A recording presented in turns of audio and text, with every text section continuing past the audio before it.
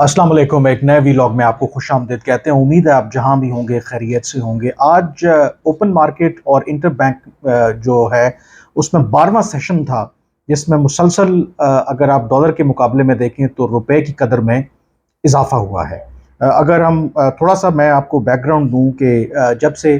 वैसे तो रुपए की बेकदरी जारी थी, इवन जब पीडीएम की गवर्नमेंट भी थी, उतार चढ़ाव उसमें आता रहा। लेकिन हमने देखा कि फर्दर जो रुपए की बेकदरी है, जब केयर टेकर गवर्नमेंट आई तो उसके बाद ऐसे लगा कि शायद एक दफ़ा फिर जो है ना फ्री फॉल है रुपए का। और अगर थोड़ा डाटा अगर आप देखें कि आज से तकरीबन 2 हफ्ते पहले यानी कि 5 सितंबर को एक मौके के ऊपर इंटर बैंक में जो डॉलर के मुकाबले में रुपए की कदर है वो तकरीबन 308 रुपए से तजावुज़ कर गई थी। और इसी तरह से अगर आप ओपन मार्केट की बात करें तो 5 सितंबर को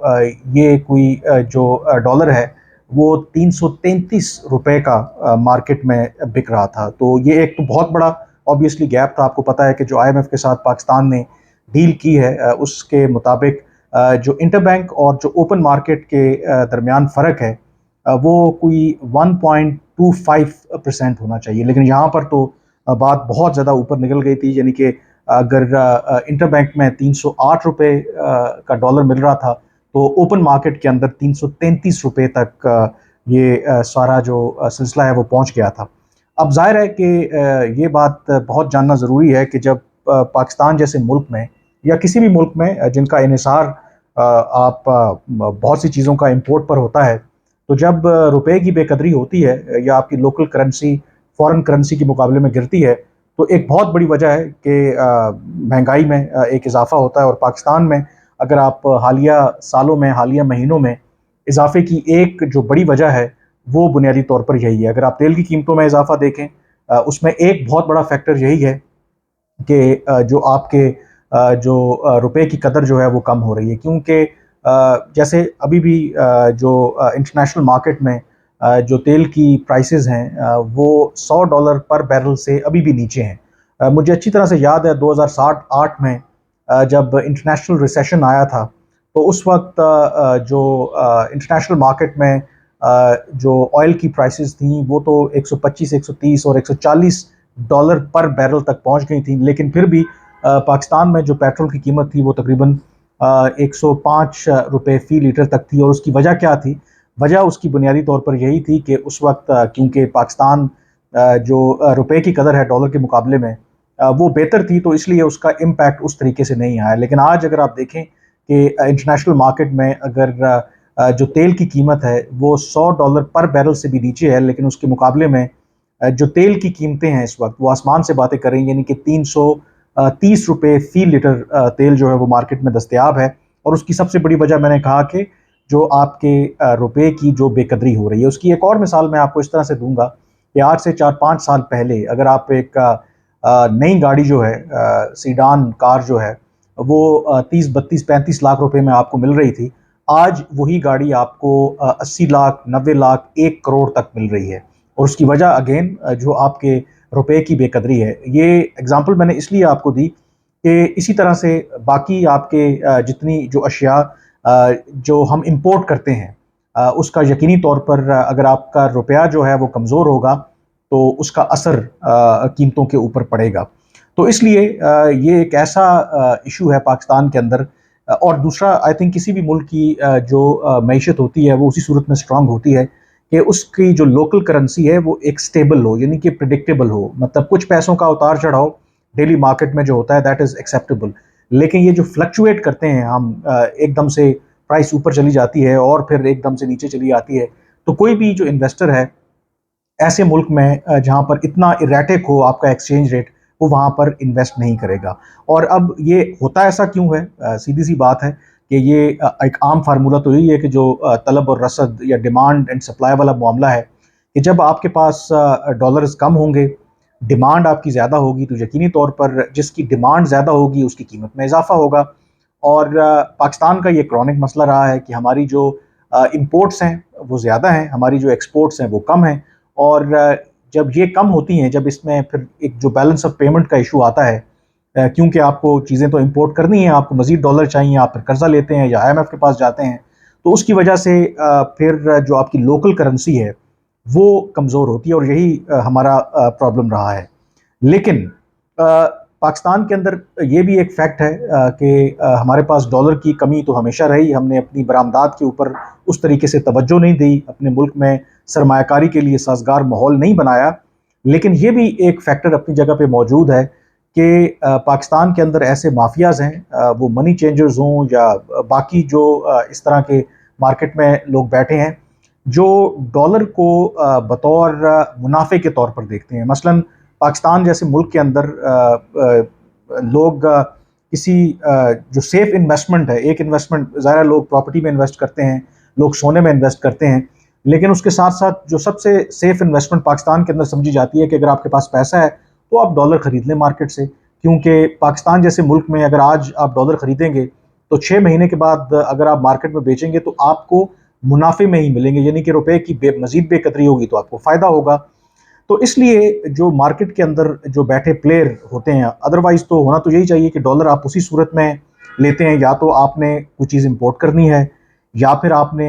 لیٹ سے کہ باہر جانا ہے جس کے لیے آپ کو ڈالر کی ضرورت ہے، یا آپ نے بچوں کی فیس ادا کرنی ہے باہر اگر آپ کے بچے پڑھتے ہیں، یا کوئی بھی اس کام کے لیے۔ لیکن پاکستان کے اندر لوگ ڈالر ذخیرہ کرتے ہیں ایک منافع بخش اس کو کاروبار سمجھنے کے لیے، کیونکہ ان کا خیال ہے کہ اگر وہ پیسوں کو اپنے ڈالر میں رکھیں گے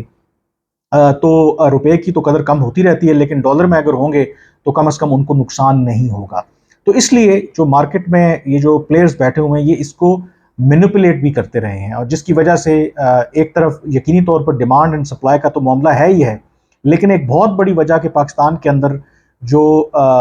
روپے کی قدر مسلسل گرتی رہی ہے اس کی وجہ یہ مارکیٹ میں بیٹھے پلیئرز بھی ہیں۔ تو اب ہوا کیا کہ جب یہ 5 سپٹمبر کو جس طریقے سے انٹر بینک کے اندر بھی اور اوپن مارکیٹ کے اندر بھی ڈالر جو ہے وہ آسمان کو چھونے لگا، تو پھر جو پاکستان کی جو سٹیک ہولڈرز ہیں، خاص کر کے جو اسٹیبلشمنٹ ہے، انہوں نے کچھ اقدامات لینے کا فیصلہ کیا، اور اس میں سب سے پہلا کام انہوں نے تو یہ کیا کہ کچھ ایڈمنسٹریٹو میجرز لیے، خاص کر کے ان منی چینجرز کے خلاف جو اس کو ایک ڈالر کی اگر بات کریں تو اس کو ایک کاروبار کے طور پر اس طرح سے دیکھتے ہیں کہ ان کا وہ ذخیرہ کرتے ہیں، اور جان بوجھ کر مارکیٹ کے اندر ایک آرٹیفیشل جو شارٹیج ہے وہ کریٹ کرتے ہیں، جس سے جو روپے کی ہے وہ بے قدری مزید بڑھتی ہے۔ تو ایک تو انہوں نے ایسے تمام جو منی چینجرز ہیں ان کے خلاف کریک ڈاؤن کیا۔ پھر سمگلنگ جو ہے ایک بہت بڑا فیکٹر تھا، مثلاً جو افغانستان کی معیشت ہے، کیونکہ افغانستان کے اوپر ابھی بھی پابندیاں ہیں، سوائے اس کے کہ ان کو جو ہیومینیٹیرین اسسٹنس آ رہی ہے اس کی مد میں جو ڈالرز وہاں پہ آ رہے ہیں، اس کے علاوہ افغانستان کے پاس وافر مقدار میں اس طرح سے ڈالر کی فراوانی نہیں ہے، اور وہ جو اپنی کمی ہے وہ پوری کرتے ہیں پاکستان سے، اور پاکستان سے یہ ڈالر جو ہیں وہ سمگل ہو رہے تھے۔ ایک محتاط اندازے کے مطابق شاید ڈیلی کی بنیاد پر 5 ملین ڈالرز جو ہیں وہ پاکستان سے افغانستان جا رہے تھے۔ نہ صرف یہ بلکہ جو حکومت کے اپنے اعداد و شمار ہیں کہ اس وقت جو 1/3 پاکستان کی جو کرنسی ہے جو مارکیٹ کے اندر سرکولیٹ کر رہی ہے وہ افغانستان کے اندر موجود ہے، یعنی کہ 3 ٹریلین روپیز، یعنی کہ 3000 ارب روپے، اور اس میں بیشتر جو ہیں وہ 5000 کے پاکستانی نوٹ ہیں جو افغانستان کی مارکیٹ میں گھوم رہے ہیں۔ تو اس کا کیا مطلب ہے کہ اگر جو افغان شہری ہیں ان کے پاس 3000 ارب روپے پاکستانی ہیں تو وہ ایزیلی اوپن مارکیٹ سے جتنے ڈالرز خریدنا چاہیں تو وہ خرید سکتے ہیں۔ یہ بھی ایک بہت بڑا اس میں فیکٹر تھا۔ تو جو سمگلنگ کے اوپر ایک کریک ڈاؤن کیا گیا، جو منی چینج جو ایکسچینج کمپنیز ہیں وہ جو اس دھندے میں ملوث تھی ان کے خلاف جب کارروائی کی گئی تو اس کے نتیجے میں آج اگر آپ دیکھیں تو پھر یہ جو ڈکلائن میں جو کہہ رہا ہوں کہ جو شروع ہوا وہ پھر شروع ہوا 10 سپٹمبر سے، یعنی کہ 5 سپٹمبر کو اگر انٹر بینک کے اندر ڈالر کی جو قیمت تھی وہ 308 روپے تھی، یہ 10 سپٹمبر کو آ گئی 306 روپے، اور اس کے بعد پھر مسلسل ہمیں کمی دیکھنے کو مل رہی ہے۔ مثلا 11 تاریخ کو یہ 299 پہ آ گئی، 12 کو 299 پہ، پھر 16 سپٹمبر کو 296 پہ، کل جو ہے 19 سپٹمبر کو 294.78، یعنی کہ آلموسٹ 295، اور آج جب مارکیٹ کلوز ہوئی تو آلموسٹ یہ 293 یا اس سے تھوڑا اوپر جو ہے انٹر بینک میں یہ ریٹ چل رہا تھا، جبکہ جو اوپن مارکیٹ ہے جس میں 5 سپٹمبر کو ڈالر جو ہے وہ 333 روپے کا مل رہا تھا، آج جب مارکیٹ اوپن کلوز ہوئی تو وہ کوئی 296 298 کے راؤنڈ اباؤٹ تھا، یعنی کہ آپ اگر انٹر بینک اور اوپن مارکیٹ کے درمیان جو گیپ دیکھیں تو وہ کلیئرلی آپ کو کم ہوتا نظر آ رہا ہے، اور ان لائن ود جو آئی ایم ایف کی شرط ہے کہ جو ڈفرنس ہے between inter bank and open market وہ 1.25 سے زیادہ نہیں ہونا چاہیے۔ اب یہ ہوا کیوں ہے؟ اب میں آپ کی اس کی طرف آتا ہوں۔ ایک تو ایڈمنسٹریٹو میجرز لیے گئے، اس کا یقینی طور پر فرق پڑا۔ جب یہ سارا معاملہ چل رہا تھا تو جو مجھے پتہ چلا کہ تمام جو پاکستان میں بڑے نامی گرامی منی چینجرز ہیں، ان کو اسلام آباد میں ایک میٹنگ کے لیے بلایا گیا، اور اس میٹنگ میں ایز یوزول ماضی میں وہ میٹنگ ہوتی رہیں، اور تمام جو بڑے بڑے پاکستان کے منی چینجرز تھے وہاں پہ وہ موجود تھے، اور ان کا خیال تھا کہ بڑی زبردست میٹنگ ہوگی اور ہم بھی اپنی تجاویز دیں گے اور سب کچھ کریں گے۔ لیکن جو مجھے پتہ چلا کہ اس میٹنگ میں جب تمام بڑے بڑے یہ جو منی چینجرز ہیں وہ وہاں پہ پہنچے، تو جب تمام لوگ وہاں پہ آ گئے تو ایک صاحب پھر وہ آئے جنہوں نے وہ میٹنگ کال کی تھی،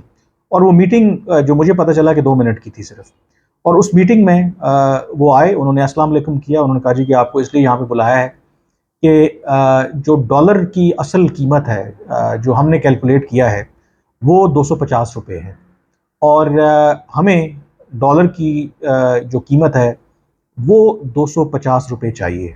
اور اگر اس پر عمل درآمد نہیں ہوگا تو آپ اپنے کانسیکوینسز کے خود ذمہ دار ہوں گے۔